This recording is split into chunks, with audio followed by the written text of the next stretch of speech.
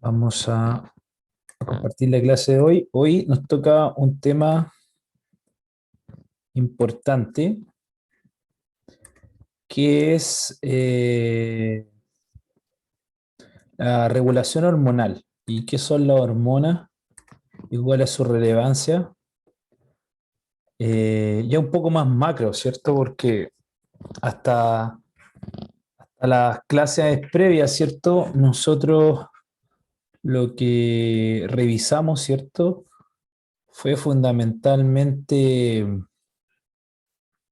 el tema celular, más del punto de vista molecular, ¿cierto? Pero hoy vamos a ver que nuestros tejidos, que están compuestos por células, eh, van a ser modulados, activados bajo ciertas moléculas o señalizaciones que vamos a llamar hormonas, ¿ya? Y hoy nos vamos a dedicar a estudiar un poco lo que es el control de la glicemia, que es el nivel de glucosa en sangre, ¿ya? Ante cualquier duda, me van preguntando y me interrumpen. Bueno, ¿qué son las hormonas? Como les comentaba hace un rato, son mediadores, son sustancias químicas, ¿cierto? Algunas más complejas que otras, que son secretadas por algún tejido y que van a mediar, a modular, van a tener un efecto sobre otros tejidos, ¿ya? Ahora, estas hormonas que pueden tener distinto origen, ya vamos a ver en un momento un poco la clasificación y un poco su estructura, pueden tener distintos tipos de interacción o señalización. Podemos encontrar fundamentalmente cuatro tipos de señalizaciones. Una señalización autocrina, donde una célula genera un mediador y este mediador actúa, como dice su nombre, auto sobre sí mismo, y esto genera que esta célula genere una respuesta frente o una modificación o una modulación frente a esa sustancia que está secretando. Ya puede estar preparándose frente a, a una situación en particular, o puede estar pasando algo desde el punto de vista de la situación intracelular, en el ámbito intracelular algo, y liberando un mediador que lleva a una modificación de esa célula. También encontramos en el contexto paracrino, o en la cercanía, ¿cierto?, que una célula libera un mediador u hormona a una célula cercana y esta célula va a generar una respuesta. Algunos factores de crecimiento, ¿ya? Pueden tener este tipo de señalización. Quizás lo más reconocido por todos nosotros son la señalización endocrina, en la cual una glándula o un tejido especializado libera un mediador hormona, pero lo libera la sangre. Y eso conlleva que tenga que viajar una distancia significativa para generar un efecto.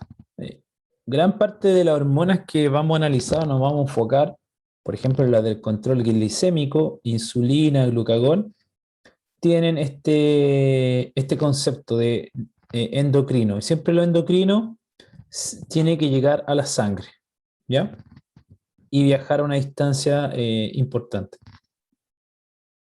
Y también está lo neuroendocrino o neurocrino, que fundamentalmente está asociado a una glándula muy pequeña que está en una estructura llamada la silla turca, a nivel de la base del cerebro, que es la glándula pituitaria o hipófisis. Y esta genera una serie de reguladores, ya mediadores que van a llegar a distintos tejidos, ovario, corteza suprarrenal, tiroides, etcétera, para regular la liberación de ciertos mediadores que son hormonas, ¿ya? Por lo tanto, esta pequeña glándula, que tiene el tamaño como de una almendra, regula toda la parte hormonal de nuestro organismo, y ejecuta mediadores cuando sea necesario, por ejemplo, la prolactina, la oxitocina, en el periodo final del embarazo o el parto y en el periodo de lactancia. O también la hormona del crecimiento que nos permite, ¿cierto?, diferenciarnos para llegar a la adultez hasta cierta edad, entre los 18 y 21 años, y de ahí el crecimiento se detiene, ¿ya? Pero obviamente, si hay alteraciones de la secreción, los niveles, esto puede generar ciertos cuadros o enfermedades, ¿ya? Si ustedes se fijan acá, en este cuadro vemos que la célula endocrina libera un mediador hormona que lo lleva a la sangre, y de la sangre sigue por el torrente y se une a un receptor. Eso es importante, solo la hormona va a reconocer de forma específica un receptor, y este receptor va a permitir transformar, ¿cierto?, esta señal en una respuesta por esa célula. Por ejemplo, que va a ser un poco el fin de esta clase, del punto de vista del punto de vista endocrino, en la regulación de la glicemia, ¿ya? El páncreas libera insulina o glucagón dependiendo de una señal en el ambiente, que es la cantidad de glucosa. Va a liberar una u otra, y esta se va a unir a un tipo de tejido para poder o bajar los niveles de azúcar o glucosa en la sangre o aumentarla, dependiendo de la situación que esté produciéndose a nivel fisiológico o celular. ¿Ya? ¿Hasta ahora alguna duda? ¿Todo claro? Sí, profe. Ya. Bueno, las hormonas, como toda clasificación biológica, tienen una categorización y encontramos tres grandes grupos. Las hormonas de tipo peptídico proteico, que están constituidas fundamentalmente de, de una cantidad importante de aminoácidos formando una cadena polipeptídica.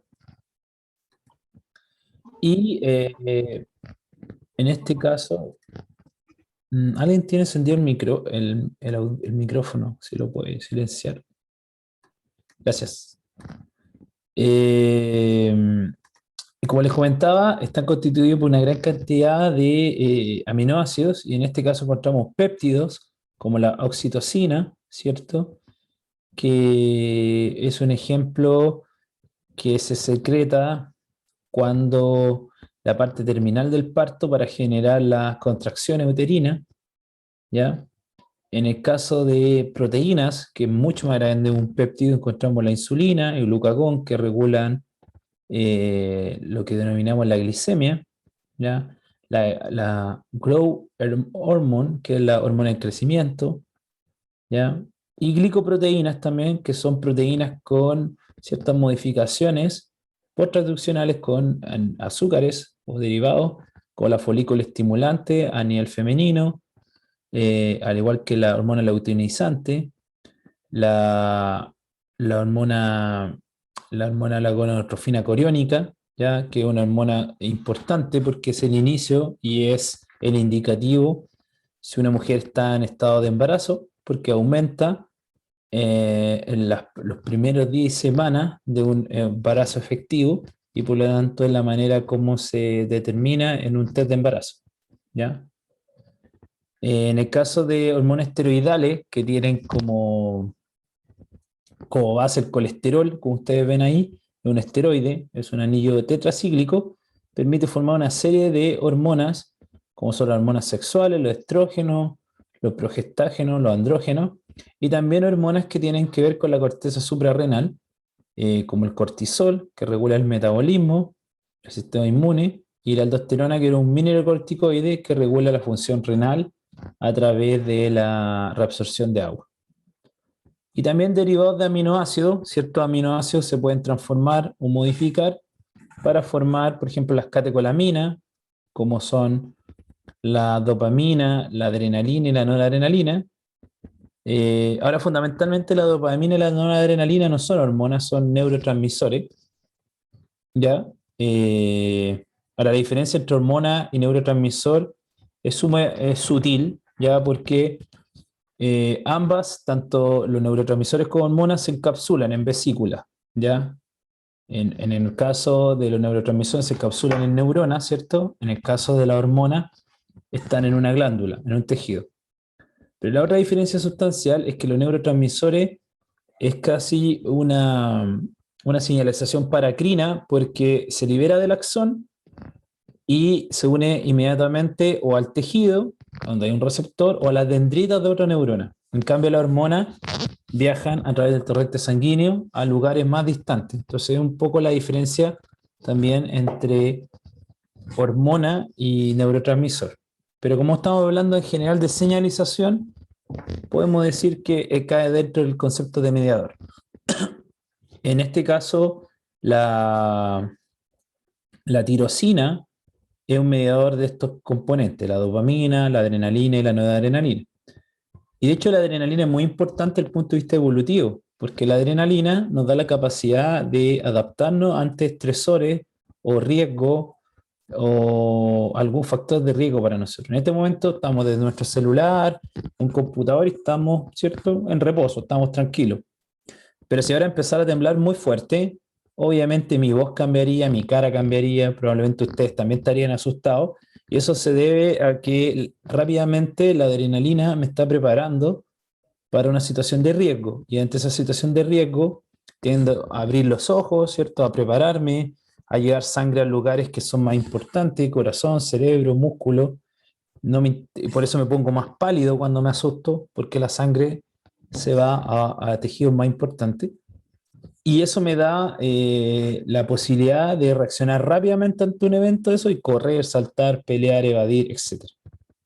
Y también derivados de aminoácidos también son los que están asociados a la tiroxina, a la hormona de la tiroide, la T3 y la T4, que tiene alguna modificación y tiene yodo.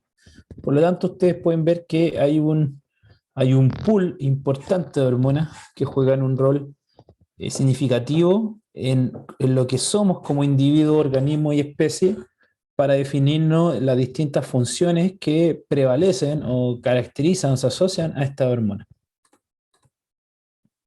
Profe, con respecto a lo que decía de la adrenalina, por eso mismo es que cuando sufrimos un accidente o algo de mayor gravedad, no tenemos como ese dolor inmediato. Sí, sí. Y también muchas veces olvidamos cosas del accidente, ¿ya? Lo que se llama como tenemos un shock en el momento, ¿ya? Probablemente otras personas se acuerdan de algo, pero uno no se acuerda, ¿ya? Y eso puede ser una adaptación para poder, eh, como una especie de salvataje, poder salir del lugar, poder tratar de escapar del lugar si hay un accidente o algo así. Y efectivamente eso dura un tiempo limitado, porque efectivamente si yo tengo una fractura de mi pierna, mi brazo, al principio no me va a doler, pero lo más probable es cuando me lo vea, me voy a desmayar, ya por el shock. Y por lo tanto otras personas van a ayudarme en mediar mi recuperación, llevarme a un lugar y colapso, y probablemente no se acuerden. De hecho, no sé, eso pasa mucho en los choques automovilísticos. No sé, lo único que se acuerda es que iba por tal calle y no se acuerda más. Y después está hospitalizado, no sé, tantos días y le dicen, ¿te acuerdas? No, me acuerdo que estábamos acá y eso es lo último que tengo. Sí. ¿Ya? Entonces, también es un poco eso. Pero en general la adrenalina nos da esa situación de alerta, de adaptarnos rápidamente, porque piensen que esto tiene un sentido evolutivo. Desde cuando el ser humano cazaba, normalmente el ser humano ya tenía algún artefacto, una lanza, unas piedras, estrategia como grupo, pero los animales son mucho más fuertes, más rápidos, tenían colmillo y garra. Entonces, si fallaba el plan, había que arrancar. Entonces yo no puedo pedir permiso como decir, arranco o no arranco, o me cuestiono si arranco o corro lento. Yo corro nomás. Frente a una situación de riesgo, lo hago y lo enfrento. Ahora, eso no quiere decir que yo tenga éxito en la maniobra, ¿ya? Porque efectivamente puedo correr, me puedo caer, puedo correr y puedo tener éxito, puedo trepar un árbol. Probablemente si yo les digo, trepemos ese árbol que está al frente, que es grande y todo así. No, yo no puedo, pero seguro que estuviéramos ante un peligro, estaríamos arriba. Porque esa necesidad de poder escapar, de sobrevivir, la adrenalina la da con esa instancia. ¿Ya? Entonces, Pero, ¿Mm? y lo mismo ocurre cuando las personas tienen crisis de pánico, crisis de angustia, porque viene la taquicardia y todos esos efectos. ¿Es por un Exacto. aumento de la adrenalina? Exacto, la adrenalina es una cosa, es un mediador repentino y tiene múltiples efectos. A nivel cardíaco, aumenta la taquicardia. Si yo veo una película de terror o estoy mirando una película de terror, ¿han visto la cara de las personas con terror? Primero están pálidas, porque la adrenalina a nivel de los vasos, bueno, no voy a entrar en detalle con los receptores, pero produce vasoconstricción. Y eso hace que yo me vea más pálido, porque la sangre se va a otros lugares, porque al tener miedo, y probablemente quizá yo por lo menos soy de un dormir bien ligero, entonces siento un ruido y me paso cualquier rollo, que hay alguien en la casa, no sé. Entonces probablemente a ustedes quizá alguna vez les pasó eso, estaban en su casa solo o había alguien y sientan un ruido en el patio. Y uno se pasa el rollo, mira, no ve nada, pero sigue sintiendo el ruido y ustedes ven que su cuerpo empieza de a poco a cambiar en el sentido como, ¿qué hago? Empiezo ya a planificar. Abro los ojos mucho más grandes, las pupilas, porque la idea es ver más, tener una capacidad visual mayor para enfrentarme a lo que probablemente está generando el ruido. No sé, pesco un palo. Y también genera puede generar dos cosas la adrenalina. Uno, como un pánico, quedarme en freezing, que se llama como miedo, paralizado, o definitivamente salir y ir a buscar a la persona y pegarle un palo, no sé, o gritar o lo que sea. ¿Ya? Entonces puede producir las dos cosas. Hay personas que reaccionan y otras personas que se quedan con esa misma adrenalina como inmovilizadas. Me acuerdo cuando fue el terremoto para septiembre de Coquimbo. Yo estaba haciendo clase porque eso fue como a las 7:30 aproximadamente. No sé si era el 16 o 17 de septiembre. Y estaba haciendo clase y yo no me daba cuenta que temblaba. Estaba en un segundo piso y el alumno profe está temblando. Y bueno, yo dije ya, chiquillos, tranquilo, voy a abrir la puerta y van a salir tranquilos. ¡Ah! Salieron todos corriendo, sí. Quedó un escándalo, todos arrancaron. Pero una alumna se quedó así inmovilizada, no se movió. Estaba así como paralizada, aterrada con el terremoto. Si yo me acerqué y seguía temblando, le decía, tranquila, yo la voy a llevar a la puerta. Bueno, ya muchos habían arrancado, otros dejaban las cosas ahí. Y como había sido fuerte, yo preferí, ya chiquillos, vamos a suspender la clase porque ya es vespertino, porque no sé si va a haber una réplica, si va a venir algo más fuerte, la locomoción, etcétera. Y que vamos a dejar la clase hasta aquí y ustedes, cada uno va a su casa y después vemos cómo una revuelo. Y ahí uno ve el efecto de la adrenalina. Se fijan, nadie estaba preparado, pero ese impulso de adrenalina nos prepara, nos modula para una situación repentina, cualquiera que sea. Ahora, que yo tome la mejor respuesta, la mejor decisión frente a esa situación, eso depende de muchos factores. Pero de que sí me va a dar la energía, la fuerza, el salto, correr más rápido, lo va a hacer por un tiempo limitado. Porque probablemente, no sé si le ha pasado, se han estado en una situación adrenalínica, sobre todo no sé si lo han tratado de saltar o algo, y ustedes corren. ¿Qué les pasa después que corren? ¿Cómo se sienten? ¿Muy cansados? ¿Cómo sienten las piernas? ¿Cómo sienten sus emociones? No sé si a alguien le ha pasado algo así.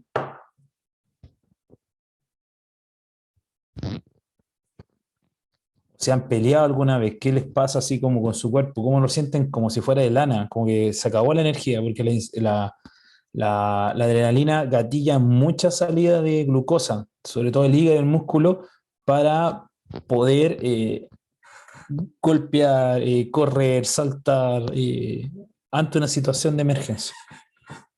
¿Ya? Y por eso que se generan todas esas situaciones, taquicardia, como crisis de pánico, etcétera. ¿Ya? Pero por un tiempo limitado, ¿ya? Porque no puedo tener un lapso muy grande de adrenalina porque eso me puede afectar desde el punto de vista cardíaco. Probablemente ustedes saben, Chile es un país muy sísmico Y cuando hay un terremoto, en otros lugares, para acá hay un temblor, en otros lugares hay un terremoto, en Chile es difícil que muera tanta gente como en otros países, por la condición estructural, arquitectónica de las casas y los edificios. Pero siempre cuando hay un terremoto hay personas que mueren. Y normalmente, ¿qué personas mueren y de qué edad?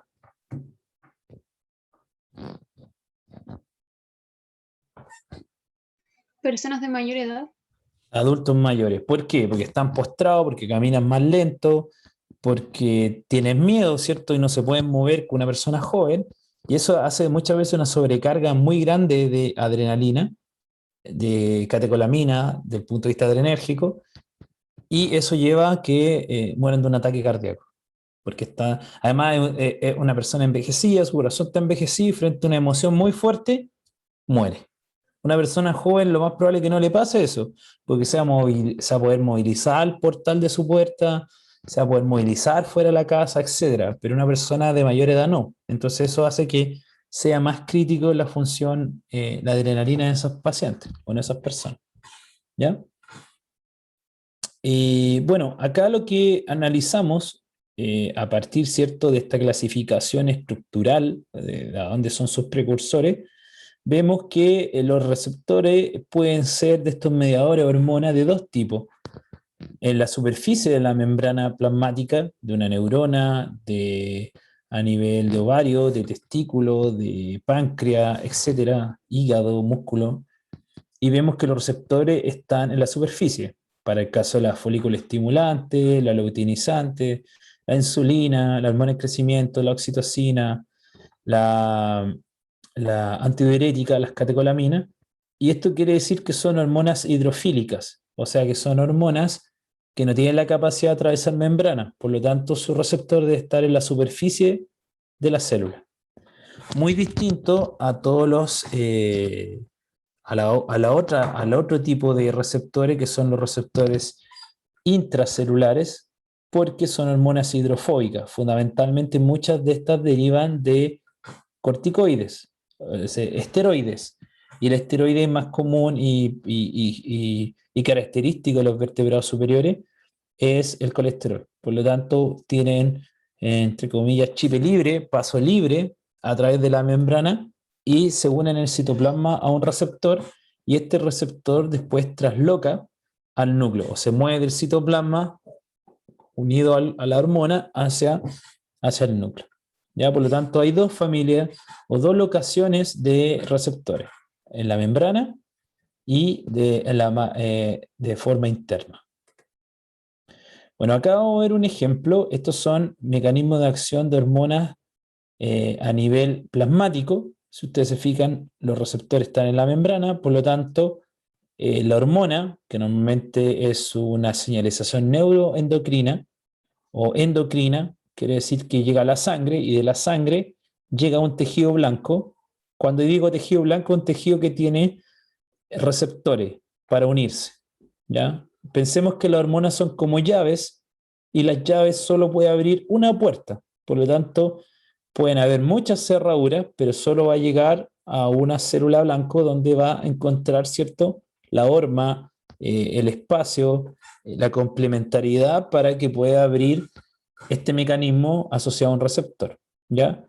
Hay distintos mecanismos, no voy a andar en eso, ya hay proteína acoplada a proteína G, hay receptores ionotrópicos que permean iones, o también receptores que tienen función enzimática, normalmente de fosforilación, como los receptores de insulina, que va a ser un poco el foco de la clase. Y posteriormente que se unen a sus receptores, río abajo, o sea, la parte citoplasmática de las células, genera una cascada transduccional que van encendiendo, activando, apagando,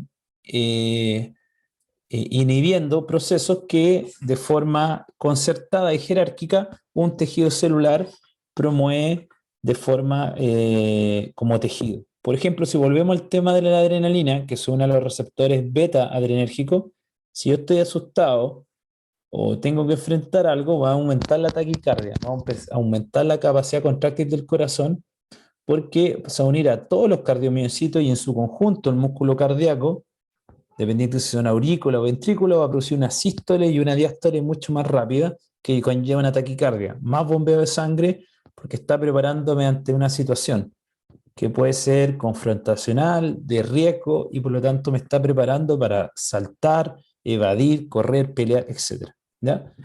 Bueno, acá vamos a ver un ejemplo. Recuerden que en el caso de los receptores de membrana plasmática son hormonas o mediadores de carácter hidrofílico. En este caso vamos a ver un video que podemos ver acá, antes de mostrárselo. Este es el receptor de insulina. El receptor de insulina, que obviamente se une a la insulina. ¿Y qué es la insulina? La insulina es una hormona hipoglicemiante que baja los niveles de azúcares y que normalmente se expresa o se secreta desde las células beta pancreáticas cuando hay un aumento de azúcar, principalmente 3 veces al día, después del desayuno, después del almuerzo, después de la cena u once. ¿Ya?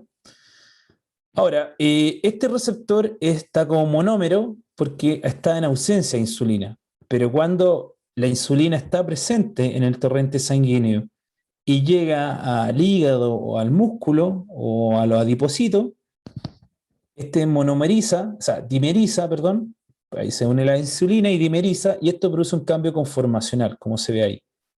Y este cambio conformacional permite una actividad intrínseca enzimática que promueve otros cambios, como unirse a esta proteína IRS.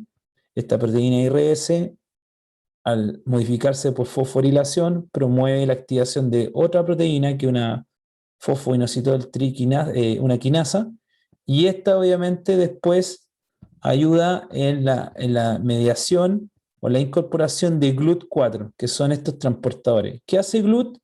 GLUT permite la entrada de glucosa al interior.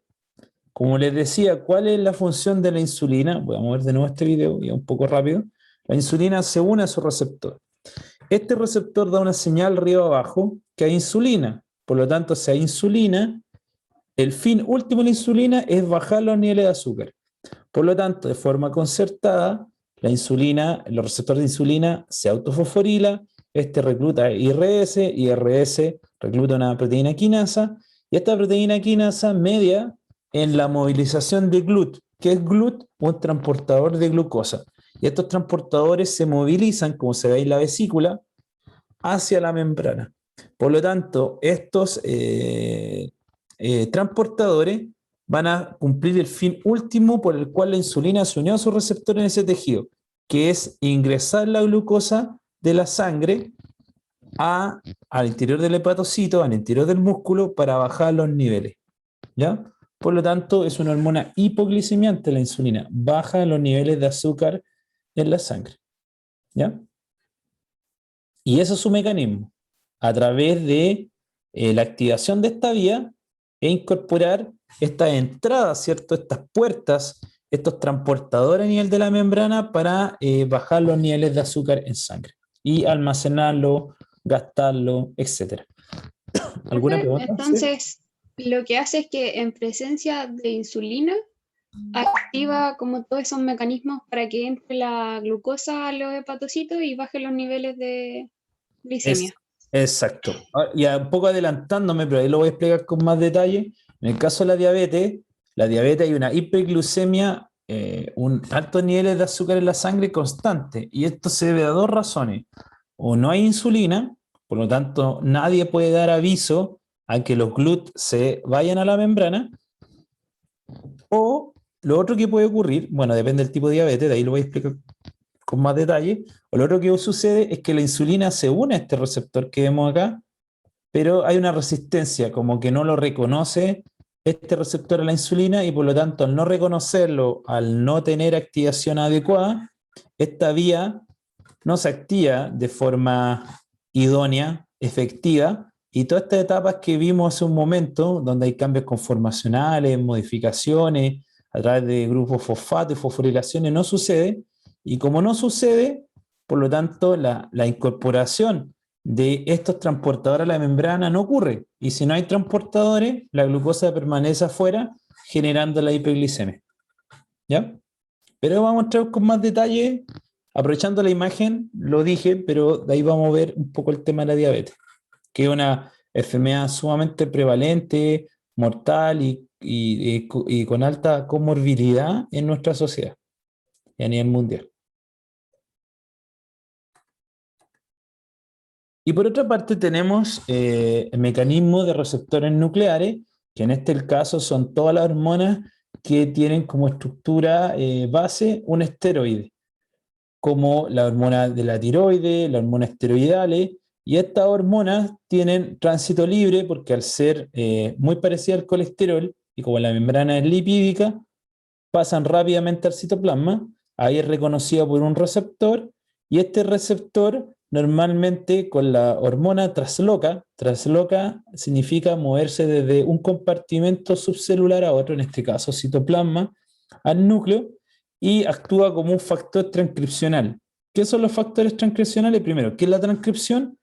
Es el proceso de transformar un gen o un segmento del ADN en un RNA mensajero que va a ser traducido, ¿cierto?, a nivel del retículo o de los ribosomas del citoplasma en una proteína.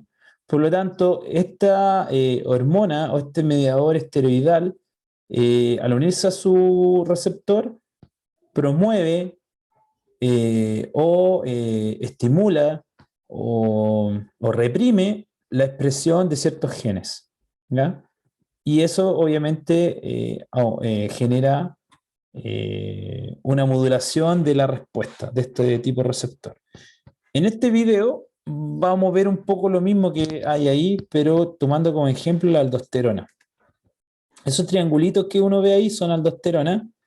Bueno, ¿qué hace la aldosterona? La aldosterona es un esteroide que se llama mineralocorticoide, que es liberado por la corteza suprarrenal. Ya la médula, la glándula suprarrenal están sobre, por esa supra, están sobre los riñones.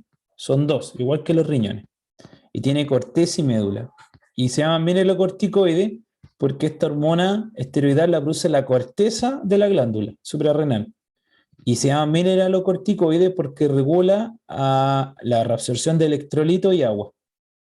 ¿Ya? Normalmente la aldosterona lo que hace a nivel renal regula la reabsorción de electrolitos, sodio, potasio, cloruro y agua para mantener la volemia, para aumentar la presión, la presión arterial, etc.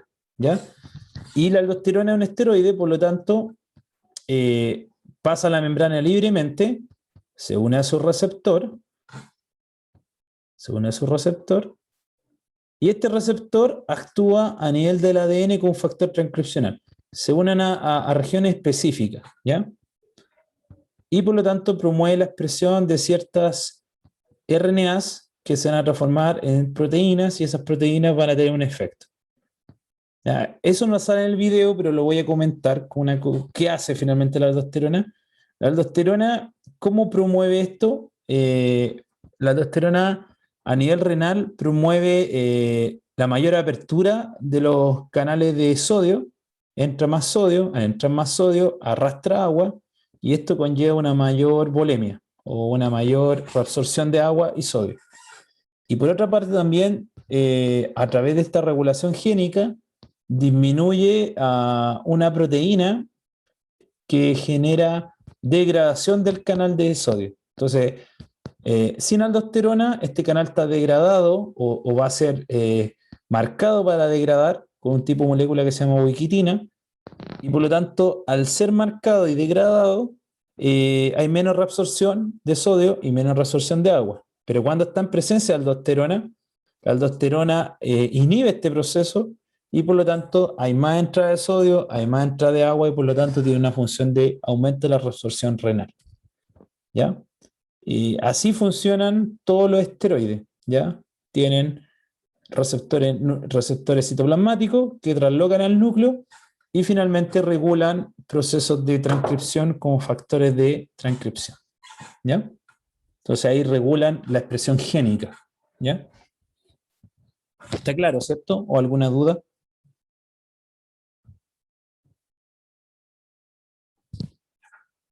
¿No? Ya. Profe, entonces finalmente lo que hace la aldosterona es que facilita o promueve la La, absorción de agua y sodio. Y sodio, exactamente. Véanlo, una cosa súper casera en nuestras casas. Probablemente todos hemos visto alguna vez un salero con sal, ¿cierto? ¿Qué le pasa con el tiempo al salero con sal? ¿Qué empieza a retener? Se forman como Grumo, ¿cierto? pelotitas de sal.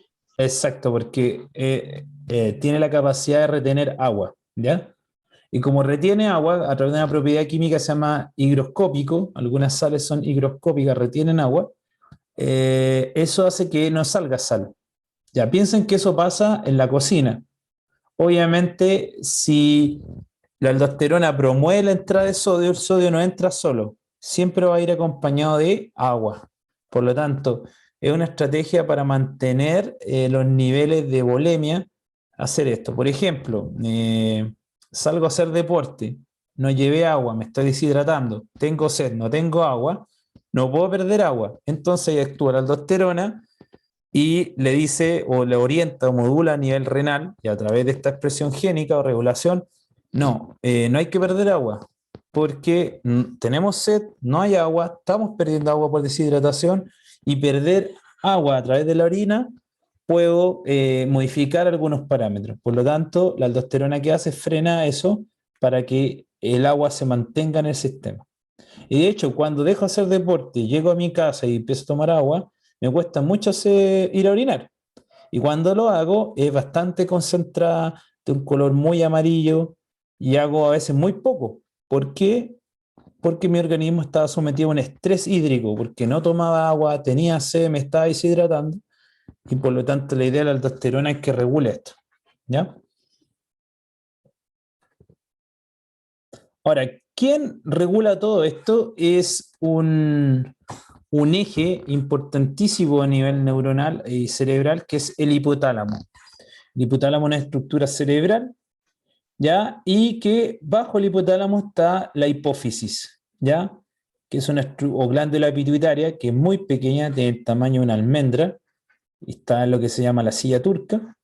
Y la hipófisis, si ustedes saben que es como un pedúnculo, como una extensión del hipotálamo, y el hipotálamo tiene dos estructuras, ¿ya? Está el lóbulo anterior, que se llama adenohipófisis, y el lóbulo posterior, que se llama neurohipófisis. Neurohipófisis fundamentalmente porque tiene una mayor eh, modulación, una mayor intervención de neuronas, ¿ya? La neurohipófisis está asociada a la ADH, la hormona antidiurética o vasopresina, es una hormona que regula también la reabsorción de agua a nivel renal, pero viene a partir de la neurohipófisis, y también está la oxitocina. Y la oxitocina solo se va a secretar, en el caso de las mujeres, en la etapa final del parto, porque permite generar la contracción uterina, también está asociada al tema de la lactancia. En cambio, el lóbulo anterior se llama adenohipófisis, y en esta están una serie de moduladores que van a tener un rol, una importancia en varias hormonas, ¿ya? En varias hormonas como son la prolactina, la adrenocorticotropina, las hormonas sexuales, luteinizantes, folicoestimulantes, testosterona, progesterona, estradiol, etcétera. Ya en el caso del cortisol, la aldosterona. Por lo tanto, esta pequeña estructura cerebral es sumamente importante porque regula todo lo que somos como individuos, todas las hormonas cuando somos pequeños, la hormona en crecimiento, después cuando estamos en adultos, cuando hay cambio fisiológico, etcétera. Por lo tanto, cualquier alteración, tumor, daño puede ser completamente nefasto para la vida de una persona, porque nosotros somos lo que somos a partir de la hormona, de estos mediadores. Algunos son están siempre constantes, otros son por ciclo, otros son durante una etapa del ciclo vital. Por lo tanto, es sumamente importante este punto regulador. Profe, una consulta de algo que dijo al principio. Yeah. ¿El eje hipotálamo-hipófisis constituye un sistema o la hipófisis por sí sola o el hipotálamo por sí solo? No, si usted se fija arriba, el hipotálamo es una estructura más grande, pero la extensión del hipotálamo es como si fuera un pedúnculo, una extensión, es la hipófisis. Son tan unidos, pero son regiones distintas, ¿ya? Y tienen funciones distintas. El hipotálamo gobierna la hipófisis, pero la hipófisis es la que secreta ciertos mediadores. Porque por eso se llama este neuroendocrino, porque tanto la adenohipófisis o la neurohipófisis se liberan contenido al torrente sanguíneo y eso llega a los distintos tejidos, ovario, testículo, tiroide, glándula suprarrenal, etcétera. ¿Ya? Por lo tanto, es como una extensión. Pero Entonces el sistema sería completo.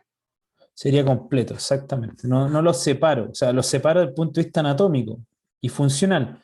Pero el hipotálamo, ordena o jerarquiza o modula la hipófisis y la hipófisis modula a los distintos órganos periféricos a través de mediadores hormonales. ¿Ya? Sí, profe, se entiende. Bueno, acá ustedes pueden ver que pueden haber factores ambientales, estrés, enfermedades, etcétera, que gatillan al hipotálamo. Y el hipotálamo tiene un control, de hecho el hipotálamo libera factores liberadores, y estos factores liberadores producen una respuesta sobre la adeno y la neurohipófisis, y esta hipófisis libera hormonas trópicas o tróficas, ¿ya? Que van a ir a los distintos tejidos, ovario, testículo, glándula tiroide, suprarrenal, etc. Y estas glándulas que acabo de mencionar liberan hormonas. Ahora acá hay una retroalimentación o feedback que es muy elegante y muy jerarquizada en su regulación y uno podría decir hasta muy inteligente, aunque no podemos decir que inteligente porque no es un organismo con capacidad de darse cuenta de cosas, pero esta vía es una regulación muy fina. ¿Y por qué es tan fina esta regulación? Porque tiene una retroalimentación o un feedback negativo. ¿Esto qué significa? El hipotálamo regula la hipófisis. La hipófisis libera hormonas que van a cambiar o modificar la secreción en una glándula. Esa glándula libera hormonas, ¿cierto? A partir de este cambio, como en cascada. Y estas hormonas van a producir un efecto, ¿cierto? O una respuesta. Pero si estas hormonas se acumulan y están en una concentración elevada, esto viaja por el torrente sanguíneo y inhibe al hipotálamo y a la hipófisis.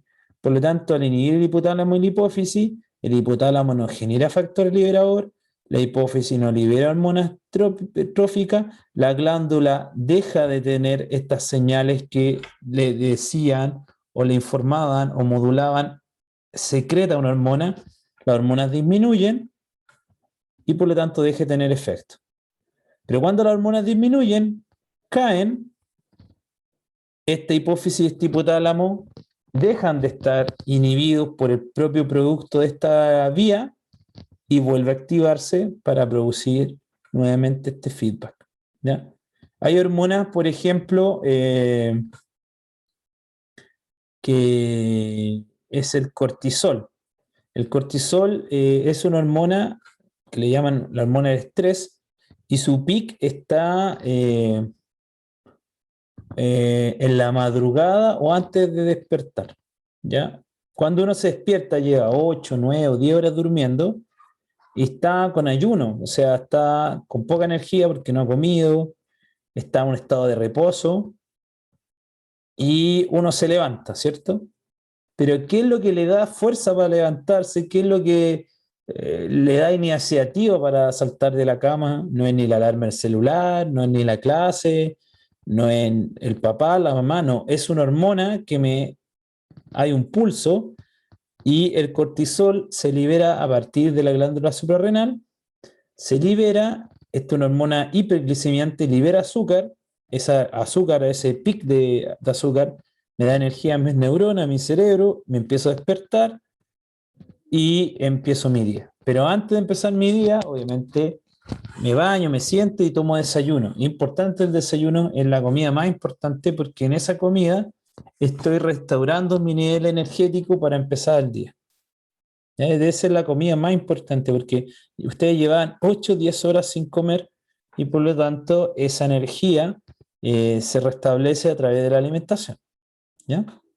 De ahí cuando veamos el tema de la alimentación vamos a volver con el tema de la insulina y el glucagón. ¿Ya?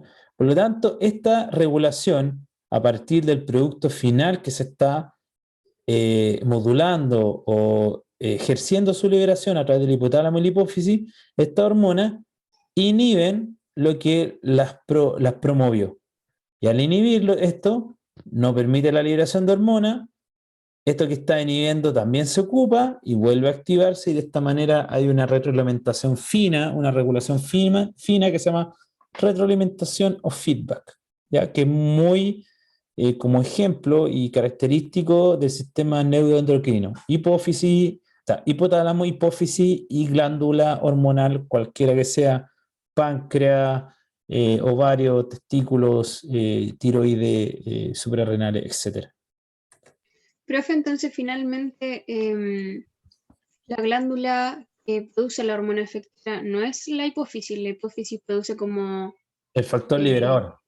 O sea, claro, lo trópico, o sea, el hipotálamo que está al lado de la hipófisis, ustedes vieron acá, el hipotálamo le da una señal a uno de los lóbulos a que le da una señal a la hipófisis que debe liberar una hormona trópica o trófica. Esta hormona trófica viaja por el torrente sanguíneo y al viajar por el torrente sanguíneo, obviamente va a unirse a un receptor, un tejido blanco. ¿Ya? Por ejemplo, la suprarrenales. Y le va a decir a la suprarrenal, libera cortisol. El cortisol se va a liberar en la madrugada, me da la energía para despertarme, esa motivación, entre comillas, y me va a despertar. Y ese cortisol que va a estar elevado va a generar los efectos, ¿cierto? Hiperglicemia, darme la energía para poder despertarme, etcétera. Pero también eso va a viajar por el torrente y se va a unir al hipotálamo y la hipófisis y lo va a inhibir.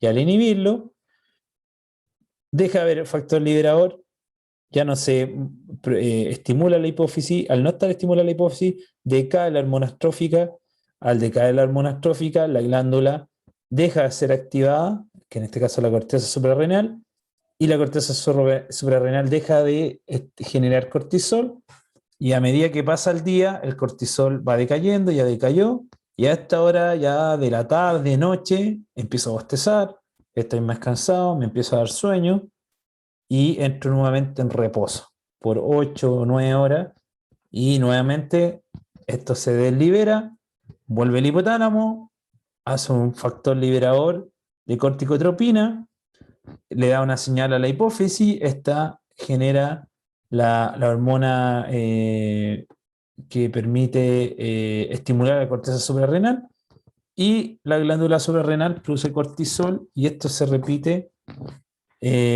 todos los días durante nuestra vida en función de este eje de retroalimentación.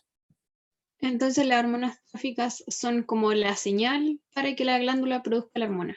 Exacto, porque el hipotálamo, esta señal liberadora, es una señal como casi paracrina, porque la produce el hipotálamo y llega hasta aquí nomás, en la cercanía. En cambio, la trófica se libera de la hipófisis a la sangre, ¿ya? A la sangre, a ver, dejen ver si hay un... Ya, ahí está, miren, este está mejor. El hipotálamo libera la hormona liberadora acá.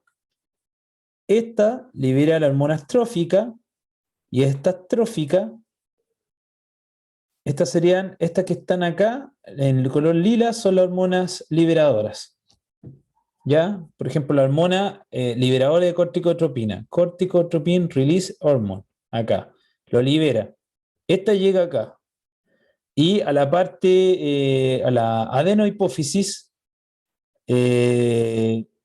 permite que secrete hormona adrenocorticotropina, esta libera la sangre y esta donde llega la corteza adrenal. Y que libera cortisol, andrógeno, aldosterona. Cuando esto se acumula, ¿qué hace? Vuelve al hipotálamo por el sistema circulatorio, vuelve a la hipófisis y lo inhibe. Y al inhibirlo, esto se bloquea, no hay esto, hormona liberadora de corticotropina. Si no hay hormona liberadora, la adenohipófisis deja de liberar ACTH. Si no hay ACTH, la corteza deja de liberar cortisol. Cuando ya no hay cortisol, esto se desinhibe y vuelve el hipotálamo a producir CRH. Esto conlleva la liberación de ACTH y esto nuevamente repite el ciclo. ¿Se fijan? Entonces esa regulación fina que acabo de explicar se produce a todos estos niveles, porque todas las que están acá arriba, de color como lila o violeta, son liberadoras, son liberadas por el hipotálamo. Y estas repercuten o a nivel neuro o adenohipófisis la liberación de distintos eh, hormonas tróficas, y estas hormonas tróficas van a distintos tejidos, tiroides, hígado, corteza adrenal, testículo, ovario, y esto va generando las hormonas que van a tener efectos locales o más globales dependiendo del tejido y la hormona. ¿Ahí queda más claro con esta imagen? Sí, profe, se entiende. Ah, ya. Entonces, ese es como el eje. De hecho, no voy a leer todo esto, ¿cierto? Pero es la tabla como resumen. ¿Se fijan? Todo lo que hacen el hipotálamo, todos son hormonas liberadoras. Es como el inicio. Este le manda el mensaje a la hipófisis que está al lado y le dice, tu orden es liberar un mediador hormona. ¿Qué hace la hipófisis? Libera algo que va a llegar a la sangre y eso va a llegar finalmente ¿a dónde? A un tejido. Puede ser el ovario, puede ser el adrenal, puede ser los testículos, puede ser el hígado, etcétera, para que genere ese efecto.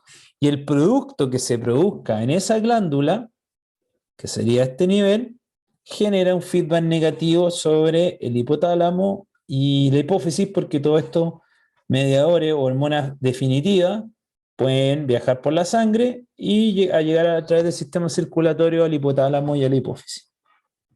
¿Ya? Bueno, acá vamos a ver de forma más detallada un control que tiene que ver con el páncreas. ¿Ya? El páncreas es una estructura anatómica que está al nivel de la boca del estómago, entre el esófago y el píloro del estómago, pero por detrás. ¿Ya? Está por detrás. Y el páncreas su función es regular la glicemia.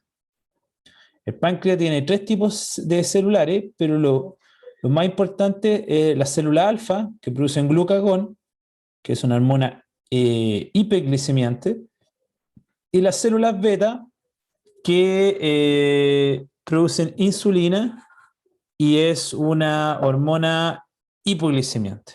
¿Ya? De hecho, la única o una de las pocas que es hipoglicemiante, porque hay muchas hormonas hiperglicemiantes, el glucagón, la adrenalina, el cortisol. ¿Ya? Ahora, ¿cuál es la señal acá ambiental para que se produzca una o la otra? Es la cantidad de glucosa que hay en la sangre.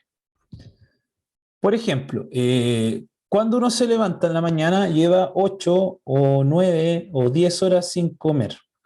Por eso se han fijado, se han hecho un examen clínico, ustedes les dicen ya, tiene que hacerse una toma de muestra de sangre completa. ¿En qué horario tengo que hacerme eso? En ayuno. De ahí voy a explicar por qué tiene que ser en ayuno. ¿Ya? Y como estoy en ayuno, tengo que comer para aumentar los niveles de azúcar. Ahora, cuando como, puedo comer una gran cantidad de azúcar, o no solo azúcar, grasa también. Y esa señal, que obviamente va a ser absorbida por el estómago, llega al páncreas y el páncreas sensa esos altos niveles de azúcar en sangre, glucosa, y las células beta pancreáticas liberan insulina. ¿Y qué hace la insulina? A través de distintos efectores de diversos tejidos, La insulina, como recién vimos, a nivel hepático promueve la movilización de GLUT o transportadores de glucosa, y estos transportadores de glucosa se expresan en la membrana y permiten la internalización de la glucosa. ¿Qué se hace con esa glucosa a nivel hepático? Pueden pasar dos cosas.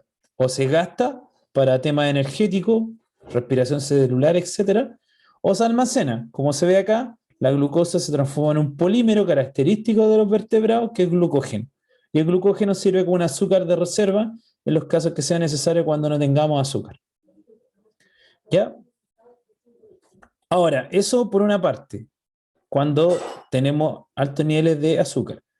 Pero la contraparte de este proceso es cuando tenemos bajo nivel de azúcar. Me levanto mañana en la mañana y son las 12 del día y aún no como. Entonces, en ese sentido, los bajos niveles de azúcar también los sensa el páncreas, y las células alfa promueven la liberación de glucagón. Y el glucagón también promueve a nivel hepático que se libere azúcar. ¿Y cómo se va a liberar? Tenía glucógeno almacenado. A través de un proceso que se llama glucogenólisis, romper el glucógeno, se forman monómeros, miles, millones de monómeros de glucosa. Esta glucosa se libera y aumenta la glicemia. Entonces, esto es una especie como de balancín. Si aumenta el azúcar, actúa la insulina y la baja, ¿ya? Pero al bajarla, promueve también que se estimule la liberación de glucagón para que la suba, ¿ya? Por lo tanto, uno dice que en el día, normalmente la insulina debería tener 3 pics, porque 3 veces nosotros comemos en el día, ¿ya? Desayuno, almuerzo y cena, ¿ya? Y por lo tanto, eso hace que la insulina salga 3 veces un poco en este juego de regular los niveles de glicemia en sangre, ¿ya? Ahora, no solo el hígado recluta azúcar, ¿ya? En el caso de la insulina también está el músculo esquelético y los adipocitos, porque esa glucosa puede transformarse a través de otros mecanismos y procesos en ácido graso. Y ahí guardarse como adipocitos, en los adipocitos como ácidos grasos libres. Ahora, ¿qué hace la insulina? La insulina es una hormona hipoglicemiante, como les decía. Por lo tanto, cuando hay altos niveles de glucosa en el plasma, este estimula las células beta pancreáticas. Las células beta pancreáticas aumentan la nivel de insulina. La insulina a nivel del hígado promueve varios procesos que la idea es gastar o almacenar la glucosa en exceso. Una, glucólisis, romper glucosa para producir energía. Dos, proceder glucogénesis, o sea, transformar esa glucosa libre en un polímero característico de los vertebrados y los animales, que es el glucógeno. Y lo otro es formar lipogénesis, o sea, a partir de esta estructura que es glucosa y otros procesos intermediarios, formar más lípido o grasa. Por lo tanto, eso habla que si yo como todo el día azúcar, mucho pan, almidón, bebidas, no solo estoy aumentando el índice glicémico, también estoy transformándolo en grasa y voy a engordar, ¿ya? Y entre más edad tenga, más difícil bajar ese peso corporal, ¿ya? Cuando uno es más joven o tiene una edad mucho más chica como la que tienen ustedes, definitivamente uno es mucho más, tiene un metabolismo mucho más rápido y puede comer harto y como que no se nota. Pero a medida que uno quizás se pone más sedentario, no hace tanto quizás deporte y su metabolismo también desde el punto de vista genético y metabólico baja, lo mismo que comíamos antes nos hace que no tengamos la misma capacidad de quemarlo, ¿ya? Y por lo tanto la insulina no solo trabaja a nivel hepático, también recluta azúcar a través de GLUT en el músculo y en las células de adipocitos. Por lo tanto aumenta el transporte de glucosa. Entonces, ¿qué pasa acá? Acá también hay un feedback negativo. ¿Se fijan? Se logró bajar el azúcar, y esta baja de azúcar, ¿qué hace? Inhibe las células beta pancreáticas, y ahora ¿qué se estimula? ¿Qué se estimula ahora? Las células alfa pancreáticas, glucagón. Y de esta manera hay un juego de feedback. Si hay altos niveles de azúcar, se activa la célula beta pancreática, como se ve el signo positivo, y se inhiben las células alfa glucagón. Cuando bajan los niveles de azúcar, se inhiben las células beta pancreáticas y eso estimula a las células del glucagón. Por lo tanto, ¿qué hace la insulina para hacer este trabajo? hace varias cosas. Toma esa glucosa a través de transportadores de glucosa y aumenta la captación de glucosa a través de GLUT en tejido hepático, músculo esquelético y adipocitos, que lo transforma obviamente en ácido graso o lipogénesis. También transforma esa glucosa y forma un polímero que es glucógeno o glicógeno, y también inhibe el catabolismo. ¿Qué es el catabolismo? Romper más lípido o hidrato de carbono. No nos sirve en ese momento porque ahí va a aumentar el índice glicémico. La idea es bajarlo. Entonces la idea de bajarlo es o almacenarlo o gastarlo, ¿ya? Y por lo tanto se promueve la glucólisis, romper la glucosa para formar energía, o intermediada de la glucólisis permite formar grasa en tejido adiposo, triglicéridos, o intermediada de la glicólisis formar más síntesis de proteína. Todo en pos de bajar los niveles de azúcar asociados a la insulina, ¿ya? Ahora, ¿por qué es tan importante entender esto? Porque hay un cuadro, una enfermedad que es crítico en la regulación de este proceso, que es la diabetes, que hay dos tipos de diabetes y vamos a ver con detalle por qué. ¿Se entiende entonces el esquema? ¿Alguna duda? Profe, ¿podría volver un poquito a la diapositiva anterior? ¿Sí? ¿Ahí? Sí, es que quería preguntar ¿Mm? ¿cuál era la función de la hormona somatostatina? Ah, ya. La somatostatina regula a ambas hormonas, ¿ya? De alguna manera es como el feedback o una hormona que regula tanto a las células beta como a las células alfa. ¿Ya? En general nunca uno habla mucho de porque regula a la hormona, pero en sí las dos hormonas que son clave en la regulación de la glicemia, la insulina y el glucagón. ¿Ya? ¿Y cuál es la señal? El nivel de azúcar. Si hay alto nivel de azúcar, está la insulina. Si bajan los niveles de azúcar, el glucagón. ¿Ya? Sí, profe. En cambio, el glucagón es una hormona hiperglicemiante, hace todo lo contrario. ¿Se fijan? Y cuando se hiperglicemiante quiere decir que tiene que aumentar los niveles de glucosa en sangre, y en este caso se va a expresar cuando hay bajos niveles de azúcar en el plasma o glucosa. También cuando hay alto nivel simpático mimético o epinefrina. Por ejemplo, estoy asustado, voy a correr, voy a pelear, necesito liberar mucho azúcar. Y eso explica por qué cuando yo he peleado, corrido, he estado asustado, después estoy como muy fatigado. Siento las piernas como lana porque he gastado una gran cantidad de azúcar de los músculos para poder correr, saltar, pelear, lo que sea. Y todo esto conlleva a estimular las células alfa pancreáticas, la secreción de glucagón, y esta secreción de glucagón va a mediar a nivel hepático, va a producir glucogenólisis, romper glucógeno para transformarlo en glucosa, gluconeogénesis, formar glucosa de nuevo a partir de aminoácidos grasa, síntesis de cuerpos cetónicos a partir de lo que se forma acá, la lipólisis, que es romper grasa de los adipocitos, y un intermediario, un subproducto van a ser los cuerpos cetónicos, y también el rompimiento de proteínas, porque los aminoácidos, hay aminoácidos glucogénicos que pueden ser base para formar más azúcar. ¿Ya? Entonces la idea del glucagón es aumentar los niveles de azúcar. Cuando estamos en un ayuno, cuando necesitamos gastar más azúcar y no la tenemos, el glucagón estimula eso. Y podemos ver cuáles son los procesos que se estimulan a este nivel. Si ustedes se fijan, el glucagón solo tiene efecto a nivel de tejido adiposo e hígado. Muy distinto a la insulina, porque la insulina puede promover esto a nivel hepático, adiposo y músculo esquelético. ¿Ya? Por lo tanto, ambas hormonas son cruciales en la regulación de los niveles de glicemia. Hay un Profe, ejemplo. entonces, para subir la glicemia, el glucagón se supone que saca azúcar, por decirlo así, por lipólisis y por la glucogenólisis o la Exacto. gluconeogénesis. Exacto. Ahora, fundamentalmente, el órgano que es amigo de todos cuando hay poco azúcar es el hígado. El hígado almacena azúcar para distribuirlo cuando no hay azúcar. El músculo no, porque el músculo, el glucógeno que almacena en el músculo es solo para el músculo, no lo distribuye. Esto es una cuestión enzimática, le falta una enzima. Pero el hígado es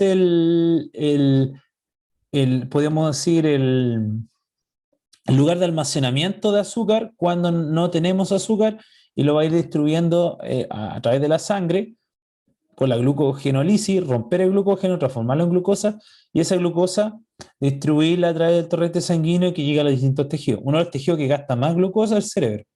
El cerebro gasta mucho azúcar porque es su combustible primario. Hay otros tejidos que pueden ocupar ácidos grasos, glucosa u otros derivados, pero el cerebro, las neuronas solo ocupan glucosa, por lo tanto se hace indispensable que les llegue glucosa en todo momento. Por eso es que cuando el cerebro tiene un accidente cerebrovascular o un accidente que no le permite una irrigación adecuada con nutrientes y glucosa, un par de minutos y colapsa y puede generar muerte cerebral, porque el cerebro y las neuronas dependen exclusivamente de glucosa. ¿Ya? Profe, ¿y por qué razón si es que no se obtiene, es que el glucagón no recurre al músculo esquelético? ¿Por qué cuando las personas son un poco más delgadas no les recomiendan hacer cardio porque se supone que gastan más un músculo?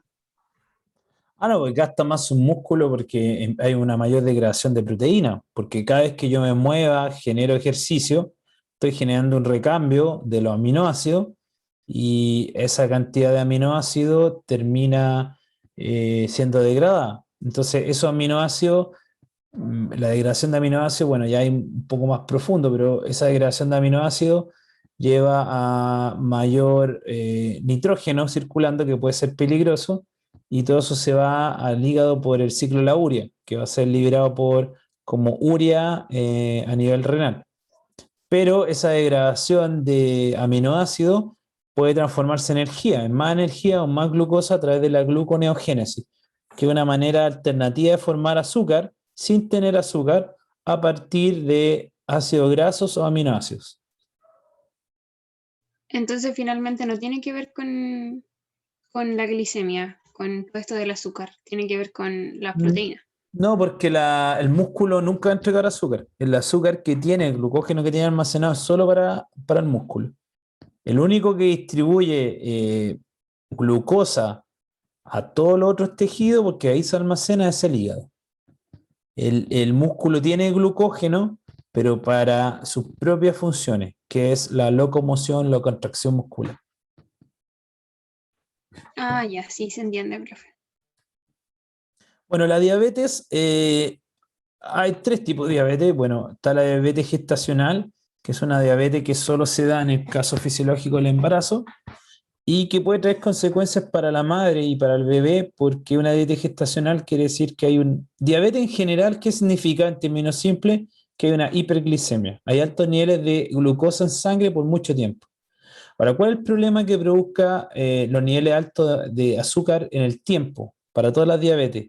Va a producir modificaciones a distintos niveles. Va a producir insuficiencia de órganos, puede producir ceguera a largo plazo, nefropatías, neuropatías y tema a nivel cardíaco y sanguíneo. Porque el aumento de los niveles de glucosa produce glucosilación de proteínas, con lo cual produce una serie de alteraciones a largo plazo. ¿Ya? Ahora, en el caso de la diabetes gestacional es un problema porque hay mucho nivel de azúcar en la sangre, va a tener azúcar libre el bebé o el organismo en gestación, y por lo tanto, como tiene alto nivel de azúcar, ¿qué hace? El bebé va a ser muy grande. Y eso trae varios problemas. Primero, un bebé muy grande, cuando digo un bebé normalmente pesa entre 2,5 kilos, 3 kilos, 2,5 kilos a 3,5 kilos cuando nace. Y estos bebés pueden llegar a pesar 4 kilos.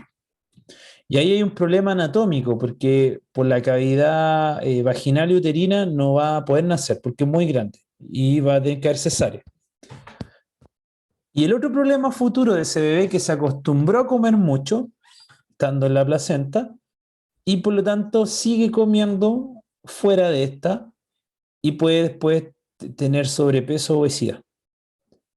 Y la consecuencia para la madre, al tener alto índice glicémico gran parte del embarazo, eso puede llevar a producir una diabetes tipo 2 o adulta.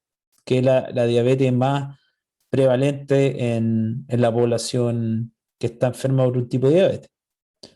Ahora, hay dos tipos de diabetes, la diabetes tipo 1 y tipo 2, o la diabetes infanto-juvenil, la 1, y la tipo 2, la adulta. La que es más prevalente que uno encuentra en nuestra familia, la abuela, el papá, el tío, es la tipo 2. Y en esa hay dos consecuencias muy importantes. Una, la obesidad y sobrepeso, y una condición genética o predisposición genética, ¿ya? Por eso se habla del síndrome metabólico.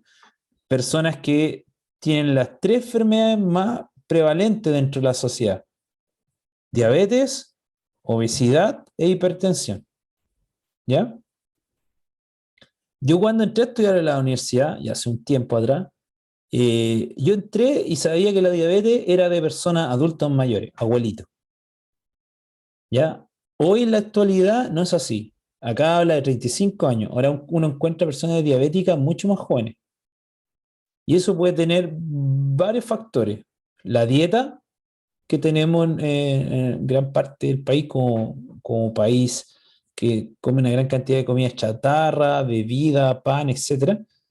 También el sedentarismo, factores genéticos y obesidad latente en niños preescolares básicos, ¿ya? Que es muy latente ahora con la pandemia y antes de la pandemia también en Chile, ¿ya? Ahora, ¿por qué se produce la diabetes tipo 2, que es la más prevalente, no solo en Chile ni en el mundial? Es por la incapacidad de las células beta de no producir suficiente insulina, por lo tanto hay poca insulina y eso lleva a menos regulación y movilización de GLUT4, por lo tanto no se puede eh, almacenar o internalizar la glucosa que estaba afuera. Y lo otro es que esta insulina produce una resistencia a la insulina. Este receptor que yo les mostré hace un momento no reconoce bien, no tiene buena afinidad o buena interacción con este receptor y por lo tanto río abajo no activa todas estas señales que permiten la movilización de GLUT a la membrana. Pero también hay una diabetes tipo 1, que es la diabetes que se detecta cuando niño o joven, que es por una hiponutrición muchas veces, y esta se debe a que lo que se, lo que se postula es que hay una destrucción de las células beta pancreáticas, al parecer por una situación inmunológica, y como no tiene células beta, no tiene insulina. Por lo tanto, este tipo de diabetes también se llama insulina dependiente, porque se les tiene que inyectar o administrar de forma exógena insulina.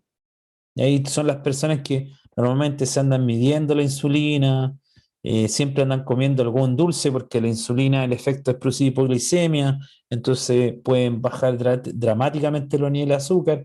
Entonces siempre tienen que estar chequeándose la insulina. Y siempre andan con una especie de botiquín donde tienen toda su jeringa e insulina. ¿Ya? Cabe tipo 2 no. En una etapa terminal de la enfermedad, después de muchos años ocupan insulina, pero en general usan hipoglicemiantes orales, ya, o sea, cápsulas o pastillas, estos tipos de pacientes. ¿Ya? ¿Y cómo se diagnostica la diabetes? Bueno, por eso tenemos que ir en ayuno. ¿Por qué tenemos que ir en ayuno? Porque si yo voy después de haber comido, mi resultado se va a haber visto como un error porque voy a tener muy elevado el azúcar. ¿Y cuál es la idea? Ir en ayuna, porque si en ayuna está bajo, los niveles de glicemia en sangre deberían estar entre 60 a 100 miligramos por decilitro. ¿Ya? Debería estar bajo eso. Pero si yo llego en ayuna y esos niveles están mucho más altos, quiere decir que yo no estoy regulando bien por resistencia a la insulina o por hipofunción de la secreción de insulina y voy a tenerlo más elevado. ¿Ya? Entonces ustedes ven acá que glucosa plasmática en ayuna, o sea, llegar a las 7, 8 de la mañana a un recinto clínico, debe estar menor a 100. Si está entre 100 a 125 es prediabetes y mayor a esto es diabetes, ¿ya? De tipo 2. Porque la 1 normalmente se detecta cuando es niño, esta es cuando es más grande. Y la otra experiencia clínica que se hace es carga de glucosa. La persona se toma una dosis de glucosa que es muy dulce, y después se ve a las 2 horas cómo su organismo es capaz de modular esta ingesta de azúcar. Ustedes ven que está elevada, pero menor a 140 está bien, entre 140 y 200 que no tengo la capacidad para bajar el azúcar, y sobre 200 que no tengo esa capacidad. Si ustedes se fijan, cuando se administra glucosa, acá, glucosa en el tiempo cero, por vía oral, ustedes ven que hay un pic de insulina, o sea, un pic exacto, de glucosa, pero baja rápidamente por el efecto de la insulina. ¿Ya ven? Hay un pic de glucosa acá en verde y de inmediato sale un pic de insulina que lo baja la glucosa. Pero en el caso de una persona que es diabética, le dan glucosa y no tiene capacidad de bajarlo. Por dos motivos. O hay un mecanismo de resistencia del receptor a la insulina, o hay una hiposecreción de insulina que no permite bajar, movilizar el GLUT4 a la membrana y que internalice esta glucosa. Bueno, acá ustedes ven qué pasa con una persona que es diabética. Recibe glucosa. Bueno, acá una persona normal recibió glucosa como cualquiera de nosotros y hubo un pic de insulina. Pero una persona recibe glucosa y en este caso, que sería un diabético tipo 1, ¿ya? Porque no hay insulina, hay insulina nula, si ustedes se fijan los niveles como básicos, no hay nada, no es capaz no es capaz de regular los niveles de glucosa. Y eso está asociado obviamente a una situación de carencia o ausencia de insulina, por lo tanto estas personas tienen que autoadministrarse insulina para poder regular los niveles de glucosa en sangre. ¿Ya? Este es un... ¿Por qué a veces recomiendan medir el azúcar para las personas que tienen diabetes tipo 1? Recomiendan medir el azúcar antes del desayuno y antes de la cena. Antes Ya. de la cena, entiendo por qué en ayuno, pero no entiendo por qué antes de la cena. No, lo que pasa es que la diabetes tipo 1 es un poco distinta a la 2, porque la 1 carecen de insulina. Entonces todo el día tienen que estar con un protocolo de pincharse insulina. Hay insulina rápida antes de las comidas y hay insulina de corto, de mediano plazo, de largo plazo. ¿Y por qué sobre todo en la noche? Porque hay un tema. Yo les decía recién, ninguno de nosotros, nadie es diabético tipo 1, ¿cierto? ¿No? Ya. Si somos todos sin la enfermedad, yo me voy a acostar y mi sistema solo regula los niveles de glicemia, ¿cierto? Porque el glucagón y la insulina van a ajustar eso. Pero cuando una persona se pincha con insulina, uno de los problemas que tiene que ver es la noche, porque si el efecto hipoglicemiante es muy fuerte, ya con el ayuno de 8 horas, además la hipoglicemia puede ser bastante potente el efecto. ¿Ya? Y por eso que tiene que estar midiendo eso, cosa que cuando se vaya a acostar tenga una concentración de azúcar eh, más o menos satisfactoria, significativa, como para que puedes a 8 o 10 horas sin azúcar no vaya a tener un efecto muy hipoglicemiante debido al uso de insulina.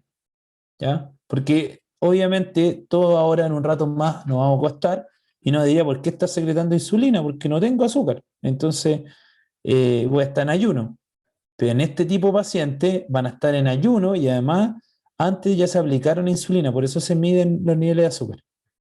Y por eso que este tipo de diabético normalmente siempre anda comiendo algo, porque de esa manera contrarresta el efecto hipoglicemiante de la insulina. Distinto al diabético tipo 2. En el diabético tipo 2 la idea es disminuir la ingesta de azúcar, porque en ese caso hay una hiperglicemia y hay un problema por resistencia a insulina, no es que no haya insulina. Entonces ahí tiene que ser más regulado el consumo de azúcar o el índice glicémico. ¿Ya? Ahí está un poco la respuesta a la pregunta. Sí, es que yo no preguntaba por mí en todo caso, pero mi abuela sí. Mi abuela es diabética tipo 1 y ella, claro, se inyecta insulina en la mañana después del desayuno y en la noche después de la cena. Y le tenemos que estar midiendo la glucosa 2 o 3 veces al día. A veces 4 porque cuando no se come la colación de la mañana siente que le baja el azúcar y hay que medírsela.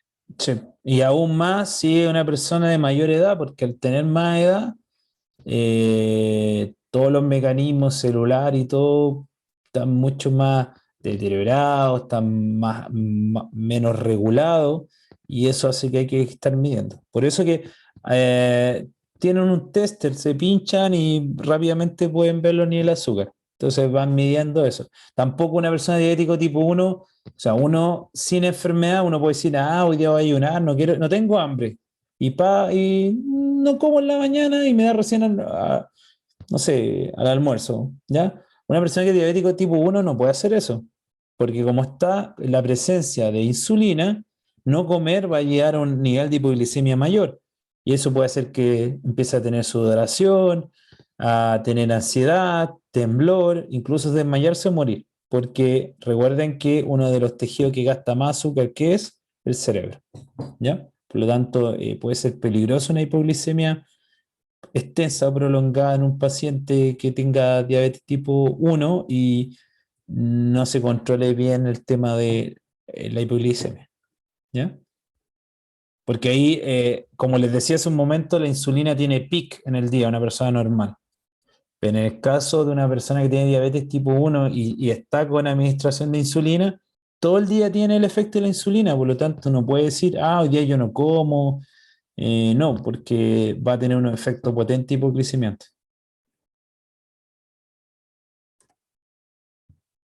Bueno, y acá hay algunos síntomas que se pueden dar, bueno, en el caso de diabetes tipo uno, bueno, hay algunas cosas que son bastante comunes, como la polidipsia. En general tienen mucho sed las personas diabéticas, como tienen un índice osmótico alto por la cantidad de glucosa que anda en la sangre. Las personas tienden a tomar agua para poder como disminuir la concentración de la glucosa. Lo otro que tienen muchas veces es poliuria, van muchas veces a orinar para poder eliminar la gran cantidad de agua que tienen.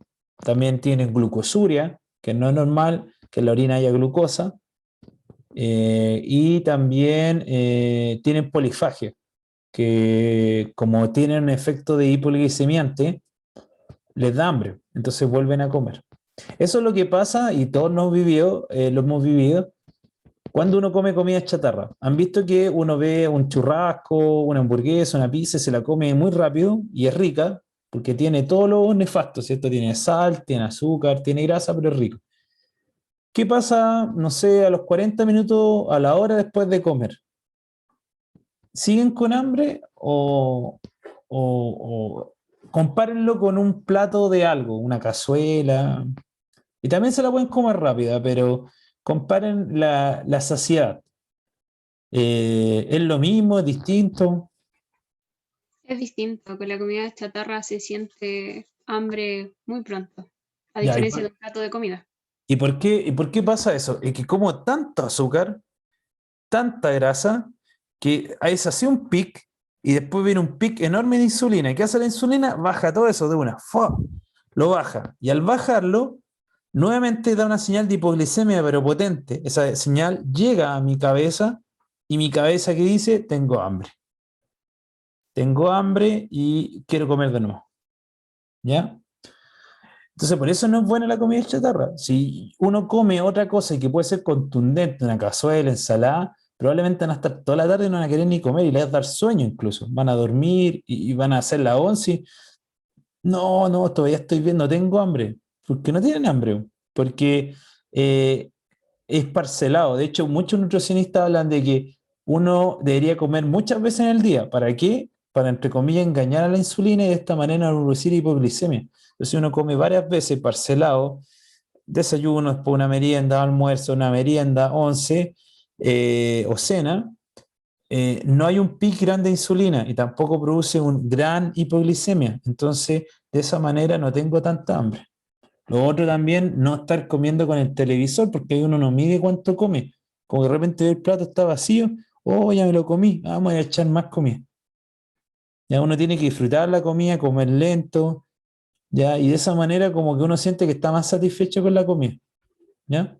Profe, pero entonces un plato de comida que no sea chatarra, ¿no produce ese efecto porque uno se lo come más lento o porque tiene otro No, tipo de nutrientes o que... no, porque tiene, un balance nutricional mayor, porque en el caso de la comida chatarra fundamentalmente es grasa con azúcar. En el otro también hay comida, pero hay un balance de proteína, no tanta azúcar, no tanta grasa, hay fibra, entonces eso hace que no haya un pic de insulina tan grande y eso hace tampoco que llegue a un nivel de hipoglicemia tan bajo que haga que yo vuelva a tener ganas de comer. ¿Se fijan? Sí, profe, se entiende. Ya. Y bueno, ahí están parte de los síntomas, algunos diabetes tipo 1 síntomas y diabetes tipo 2 pero son un poco, en resumen, lo que yo les decía. Y bueno, esto ya lo había dicho, está en esta tabla de acá, ya, que uno tiene un carácter más genético, en la obesidad, el tipo 1 tiene que ver con la destrucción de las células pancreáticas, se postula a través de una situación inmunológica. En el tipo 1 es insulino dependiente, necesita de forma exógena insulina, y el tipo 2 requiere normalmente de hipoglicemiantes orales. Ya son cápsulas, pastillas que la persona va tomando diariamente. Ya, vamos a las preguntas entonces. En razón, bueno, acá tiene importancia también un poco la guía que fue subida, ¿ya? Para que la vayan revisando. Bueno, las preguntas que están acá, como siempre se buscan a partir de pruebas, ¿cierto? Que sean equivalentes a preguntas que han salido otro año, ¿cierto? Para tener un poco el mismo nivel de competencia, habilidad que les sirva para rendir la prueba a final de año. Esta primera pregunta dice, ¿cuál de las siguientes hormonas atraviesa la membrana plasmática para unirse a receptores intracelulares, según lo que hemos conversado hoy, ¿cierto? ¿Recuerdan cuál hormonas atravesaban libremente la membrana plasmática? ¿Qué características tenían esas hormonas?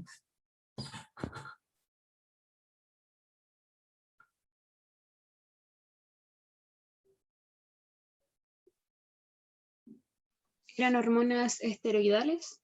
Si no me Exacto, sí. equivoco, como la aldosterona. La testosterona, los andrógenos. Recuerden, toda la hormona de carácter esteroidal o que produzca del colesterol, o sea, un esteroide, pasan libremente. Libremente. Entonces, en este caso, la LH, la insulina, el glucagón, la adrenalina, son derivados de aminoácidos o son peptídicas. Por lo tanto, acá la alternativa es la E, testosterona. ¿Ya? Y podemos verla atrás por si alguien tiene dudas. Mira.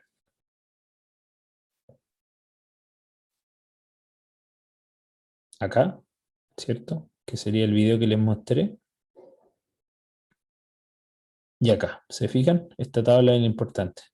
Estrógeno, progesterona, andrógeno, receptores intracelulares, hormonas hidrofóbicas. Por lo tanto, tienen libre tránsito a través de la membrana porque son lípidos, en este caso esteroides, y pasan libremente. Y en este caso dice, se investiga una sustancia de origen peptídico que, entre otras funciones, promueve la síntesis de proteína, estimula la división celular y aumenta la síntesis de tejido óseo. A partir de estos datos se deduce qué sustancia es. Tenemos la insulina, la hormona de la tiroide, la hormona del crecimiento, la hormona folículo estimulante y la somatostatina. Si no sabemos la respuesta, podemos invertir el procedimiento para contestarla, es decir, cuáles sé que no son por fundamentos dados en clase. ¿Cuáles de acá definitivamente tacharía y diría no puede ser? Yo voy a ir acá haciendo con una línea. La insulina y la somatostatina. Exacto, ¿cierto? Porque dijimos que la insulina regula la glicemia, no hemos dicho nada óseo ni división celular, y la somatostatina regula la función de la insulina y el glucagón, efectivamente. La folícula estimulante tiene que ver, ¿cierto?, con la maduración, con las condiciones para el ovocito, ¿ya? en la sexualidad femenina. ¿Creen que tenga algo que ver con la síntesis de proteína, división celular y síntesis de tejido óseo? No. No. Y nos quedan dos. La tiroide, que siempre las tiroides tienen que ver con el metabolismo, ¿ya? Y la hormona del crecimiento. Estamos pensando que es síntesis de tejido óseo, división celular y síntesis de proteína. Es la C. Exactamente, porque la hormona del crecimiento, que ustedes están como al límite de la hormona del crecimiento, conlleva a mayor división celular, mitosis, para aumentar el tamaño del organismo, aumento de los huesos, ¿cierto? Hasta cierta edad, y síntesis de proteínas, ¿cierto? Para generar esto. De hecho, hay alteraciones de la hormona del crecimiento. Puede ser una hipofunción, puede generar personas con enanismo, o también la hormona del crecimiento puede estar muy exacerbada y forma una enfermedad que se llama acromegalia, que son personas muy grandes y que tienen manos muy grandes también. Tienen una cara alargada, como un poco alterada. De hecho, no sé si vieron alguna vez esta película, El Gran Pez. ¿Vieron esa película?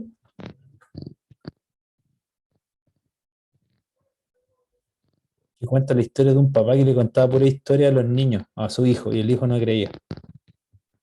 Ahí sale una persona que es muy grande, muy gigante, que un gigante muy grande. Él tiene acromegalia y es debido a una hipersecreción de la hormona del crecimiento. ¿Ya? En relación a esta pregunta, una persona con diabetes Profe, la pantalla se puso verde. ¿Sí? Ay, espérame. Vamos a compartir nuevamente. ¿Ahí sí? Ya. ¿Se ve, cierto? Sí, todo bien. Ya. Ya. Una persona con diabetes tipo 2 recibe un tratamiento con hipoglicemiantes orales. O sea, son drogas que bajan los niveles de azúcar, ¿cierto? Porque hay una hipofunción o una resistencia a la insulina con su receptor. ¿Cuáles de las siguientes recomendaciones complementarían adecuadamente este tratamiento? A. Mantener la ingesta de grasa en su dieta. B. Disminuir la actividad física evitando descompensarse. C. Eliminar la ingesta de hidratos de carbono en su dieta. D. Disminuir la actividad física controlando la ingesta de proteína en su dieta. O E. Mantener una actividad física sistemática controlando la ingesta de hidrato de carbono en su dieta. La E.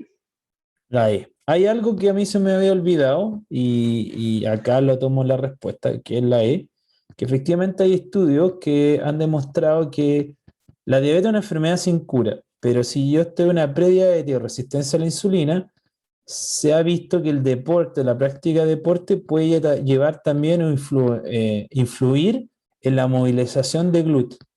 Por lo tanto, es importante, porque además el deporte, al hacer deporte, yo gasto azúcar. ¿Y cuál es el problema un poco de la diabetes? Es que hay hiperglicemia. Por lo tanto, al hacer deporte, gasto el azúcar, la movilizo y de esta manera evito esta situación. ¿Ya? Entonces, obviamente, mantener ingesta de grasa, disminuir la actividad física, y todo lo demás son incongruentes con un estilo de vida de un diabético. Un diabético debe disminuir el azúcar, disminuir la grasa o controlar la ingesta de hidrato de carbono y mantener una actividad física que le permita gastar el azúcar en exceso. ¿Ya? Sobre todo cuando son personas jóvenes, como les decía, hay personas muy jóvenes ya teniendo resistencia a la insulina. Bueno, en razón de lo que hablamos durante la clase, en un humano sano, luego de la ingesta de sacarosa, la sacarosa son dos glucosas, o sea, un glucosa y una fructosa, pero es azúcar, ¿ya? ¿Qué efectos se observarán en las concentraciones plasmáticas de glucosa, insulina y glucagón respectivamente? Cuando alguien come azúcar. Yo ahora, pensemos, no he comido durante varias horas y me como un chocolate. Y después de media hora, 45 minutos, azúcar entra a mi sangre. ¿Cómo va a estar la glucosa? ¿Aumentada o disminuida? Y vamos tachando. Aumentada. Aumentada, ¿cierto? Es lógico, porque estoy comiendo azúcar. Por lo tanto, inmediato elimino estas porque se disminuye.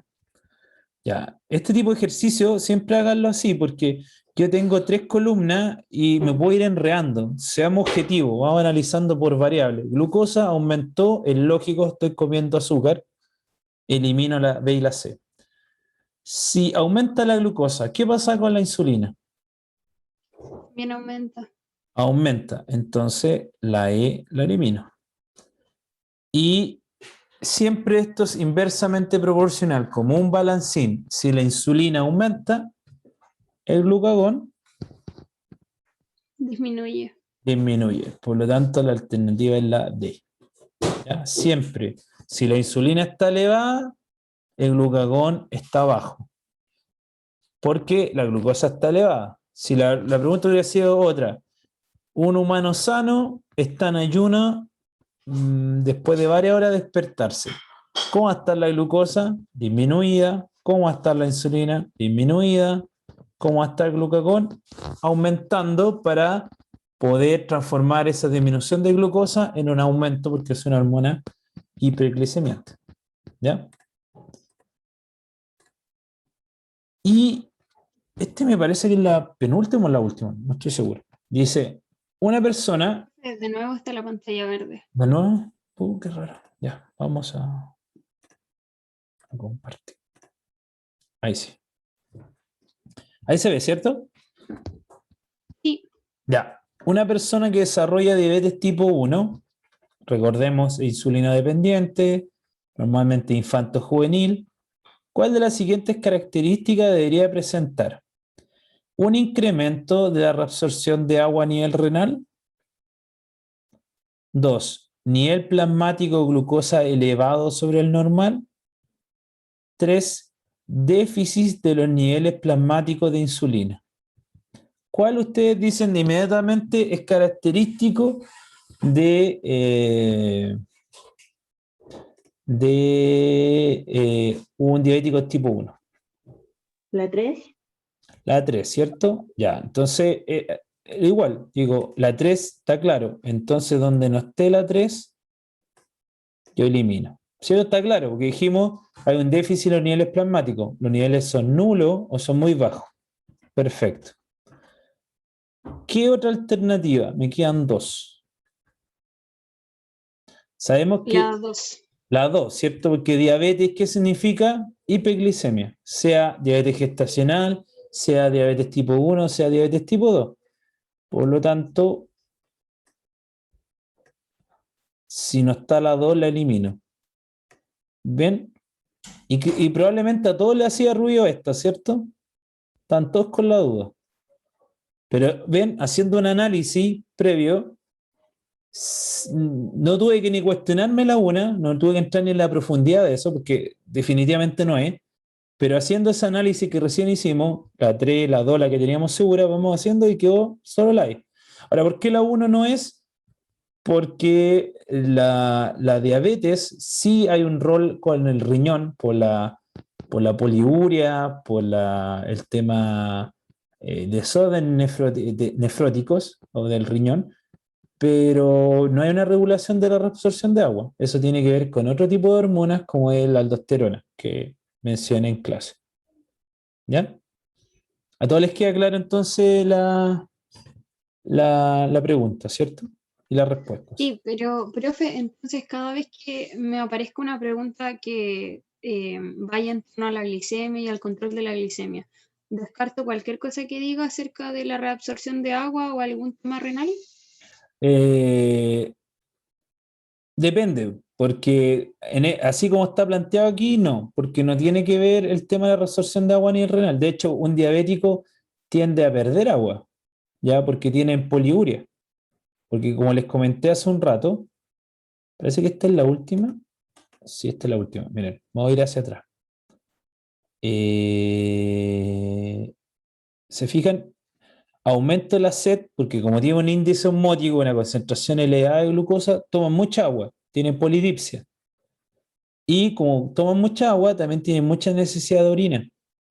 van a orinar frecuentemente. Entonces, orinar frecuentemente está en contra de una resorción de agua. No va a haber un incremento de la resorción. De hecho, está orinando frecuentemente, por lo tanto, no hay una regulación de la reabsorción.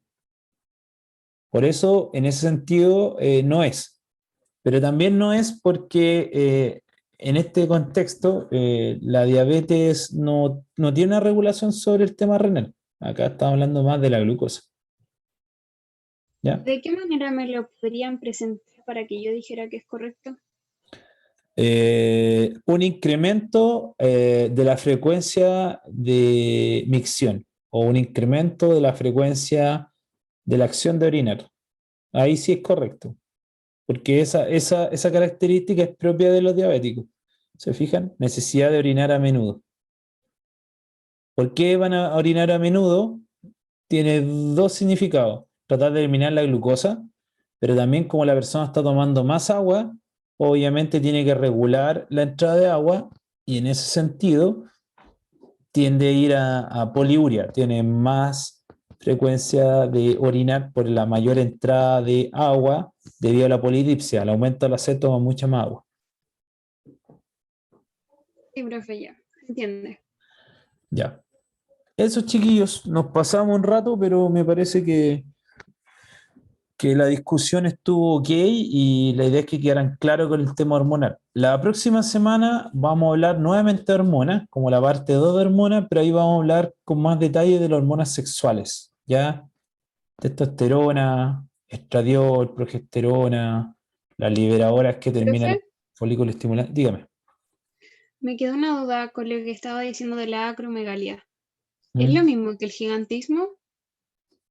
En parte, porque también el gigantismo puede estar dado por otros mecanismos, pero la acromegalia es cuando hay un aumento de la cantidad de hormona del crecimiento y lo que normalmente se da es que las manos son muy grandes, no sé, el doble de las mías, la cabeza es muy grande y el cuerpo enorme, así los hombros. Y por eso le decía, si habían visto el gran pez, porque en el gran pez sale una persona con eso, de hecho tienen como joroba, son como muy grandes, así, demasiado grandes. Pero es una alteración, porque hubo mucha hormona en crecimiento y hicieron que la persona fuera exacerbada desde el punto de vista del crecimiento. Pero no es solo grande, sino también tiene ciertas deformidades o alteraciones anatómicas debido a esa respuesta exacerbada del, del, de la hormona en crecimiento.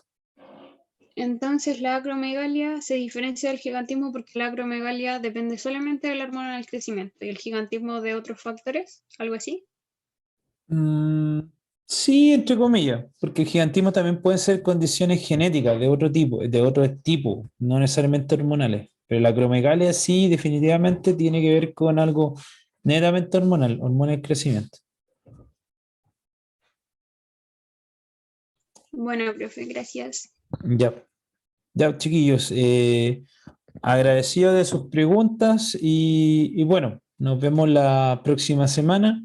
Ahí vamos a ver la segunda parte que tiene que ver con la parte de hormonas sexuales, ¿ya? Testosterona, estradiol, progesterona y todo lo que tenga que ver con la parte de la sexualidad, ¿ya? Bueno, que tenga un buen término de día y nos vemos el próximo jueves, ¿ya? Abrazo para todos. Chao, chao. Gracias, profe, que esté Chao, bien. profe. Chao, profe. Chao, Muchas profe. gracias. Chao, chao.